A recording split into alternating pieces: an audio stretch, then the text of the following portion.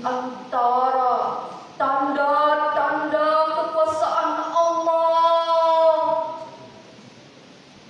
ialah menciptakan langit dan bumi dan berlain-lainan bahasamu dan warna kulitmu. Sesungguhnya pada yang demikian itu benar-benar terdapat tanda-tanda bagi orang-orang yang mengetahui. Hadirin yang berbahagia, menurut Ibnu Katsir dalam tafsirnya, tafsir Ibnu Katsir menjelaskan tanda-tanda kebesaran Allah dalam penciptaan langit. Tanda-tanda kebesaran Allah ialah diciptakannya langit dan bumi. Dalam pengertiannya ialah Allah menciptakan langit dengan ketinggiannya, keluasan hamparan atapnya, juga cemerlangan bintang-bintang yang tetap beredar dalam garis lintasi. Sedangkan penciptaan bumi dalam pengertiannya ialah Allah menciptakan bumi dengan kerendahannya, ketebalan pijakannya, serta berbagai kandungan yang terdapat di dalamnya. Macam Tanda-tanda kebesaran Allah lainnya dari sini ambilnya ke tengah. ciptakannya perbedaan bahasa dan warna kulit di antara kita. Sejak Nabi Adam hingga hari akhir nanti, Allah tetap akan menciptakan manusia dengan dua mata dan dua kulit. Namun demikian, antara satu dengan lainnya tidak akan memiliki kesamaan yang sempurna. Menurut Imam Al-Qurtubi, jelas ini bukan karena al-mani atau perbuatan dari kedua orang tua, melainkan perbuatan dari Allah sebagai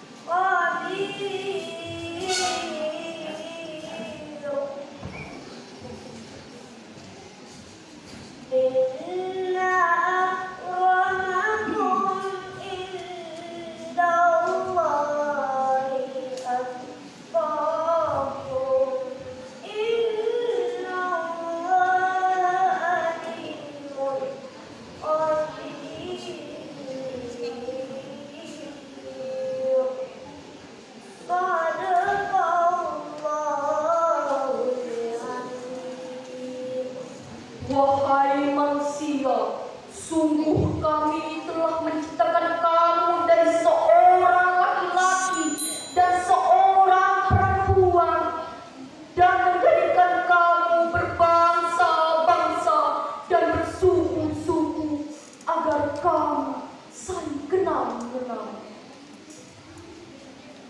Sesungguhnya orang yang paling mulia di antara kamu di sisi Allah ialah orang yang paling takwa di antara kamu. Sesungguhnya Allah Maha mengetahui lagi Maha mengenal. Maha benar Allah dengan segala firman-Nya.